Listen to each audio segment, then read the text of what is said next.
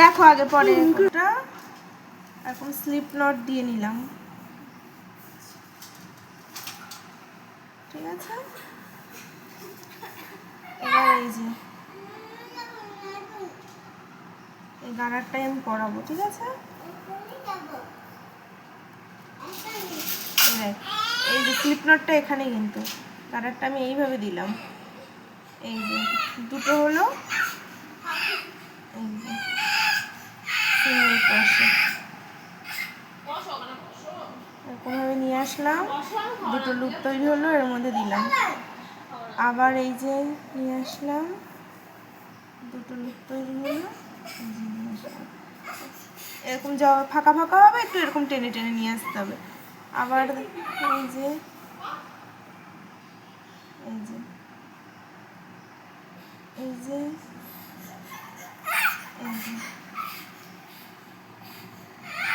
এই যে এই যে টেনে টেনে করতে হবে একটু, এই যে পুরো রাউন্ডটা এরকমভাবে করে নিয়ে আসতে হবে। 5:30 এই যে পুরো রাউন্ডটা এই যে কমপ্লিট করলাম, করার পরে এই যে প্রথমে যেটা শুরু করেছিলাম যেখানে, সেখানে এই যে একটা চেন তৈরি হয়েছে, ঠিক আছে। হ্যাঁ, এই যে এই চেনের এখানে আমি সুইটাকে এরকম ইনসার্ট করলাম, করে এই যে বের করে নিয়ে আসলাম, দুটো লুপ তৈরি হলো, ঠিক আছে। এই দুটো লুপ তৈরি হলো, আমি কিন্তু আর এরকম নিলাম না, ঠিক আছে। এরকমভাবে নিয়ে স্লিপ স্টিচ দিয়ে দিলাম, এটাকে বলে স্লিপ স্টিচ, দিয়ে একটা চেন নিলাম, দিয়ে আমি এবার পরের রাউন্ডে যাব। এবার প্রতিটা ঘরে এই যে একটা করে চেন তৈরি হলো না, প্রতিটা চেনের মধ্যে আমি একটা করে সিঙ্গেল ক্রোশে দেব, একটা করে না, প্রতিটা জায়গায় দুটো করে দেব। এই যে ওখানে একটা চেন আর এইটা দুটো হলো, পরের ঘরে আমি খুঁজেছি, পরের ঘরে দুটো, এই ঘরেও দুটো, তারপরের ঘরেও দুটো, এরকমভাবে করতে করতে আমি পুরো রাউন্ডটা এরকম দুটো দুটো করে নিয়ে আসবো। এই যে আমি পুরো রাউন্ডটা হচ্ছে দুটো করে সিঙ্গেল ক্রোশে করে নিয়ে এসেছি। এবারে ওই যেখানে শেষ করেছিলাম এখানে আমি একটা স্লিপ স্টিচ দেবো। স্লিপ স্টিচ মানে ওই চেনের মাথা দিয়ে আমি ঢোকালাম, দুটো লুপ তৈরি হলো, এই প্রথম লুপ দিয়ে এই যে আমার বের করে নিলাম, এটা হচ্ছে। এবার দুটো চেন নিলাম, ঠিক আছে। এবার করব আমি প্রতিটা চেনের মাথায় একটা করে হাফ ডাবল ক্রোশে।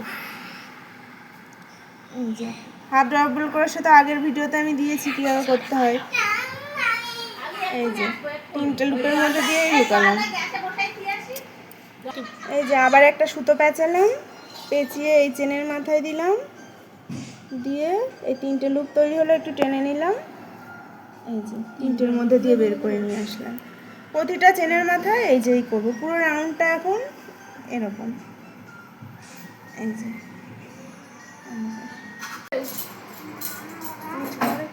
নিচু করবো,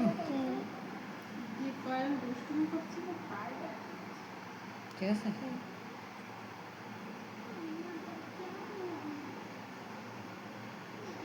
এই যে এবার এই রাউন্ডের আমি একদম শেষে চলে এসেছি।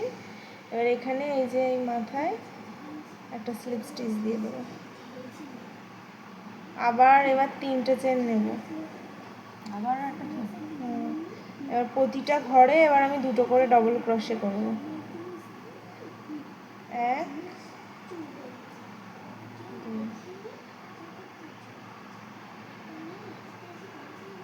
একটা ডবল ক্রোশে হলো, এই সেম ঘরে আমি আর একটা নিলাম,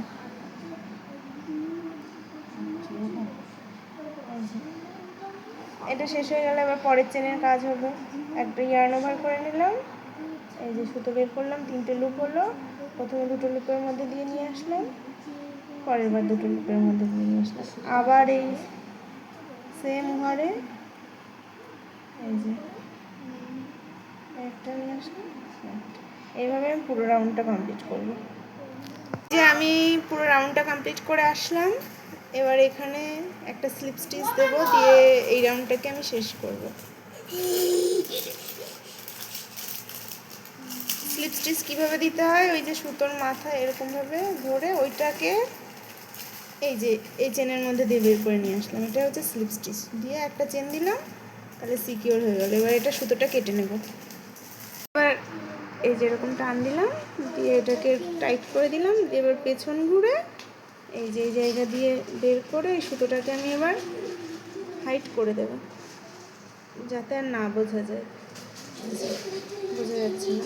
এবার আমি একটা অন্য কালার অ্যাড করবো এর সঙ্গে। এই যে এই কালারটা দিয়ে পুরো রাউন্ডটা এবার আমি সিঙ্গেল ক্রোশে দেবো একটা। এই যেখানে আমি শেষ করেছিলাম ওখান দিয়ে এই যে তুললাম, তুলে এই যে প্রথমে একটা এরকম চেন দিয়ে নিলাম, দিয়ে এই যে পরের জায়গা থেকে এই সুতোগুলো আমরা পেছনে রাখবো, তাহলে এটা হাইড হয়ে যাবে আস্তে আস্তে। এই যে একটা চেন, এই যে এই চেনের মাথায় একটা নিলাম, এইভাবে এইভাবে করতে করতে গেলে এই সুতোগুলো সব হাইট হবে, তাহলে সুতোগুলো আর বেরিয়ে থাকবে না।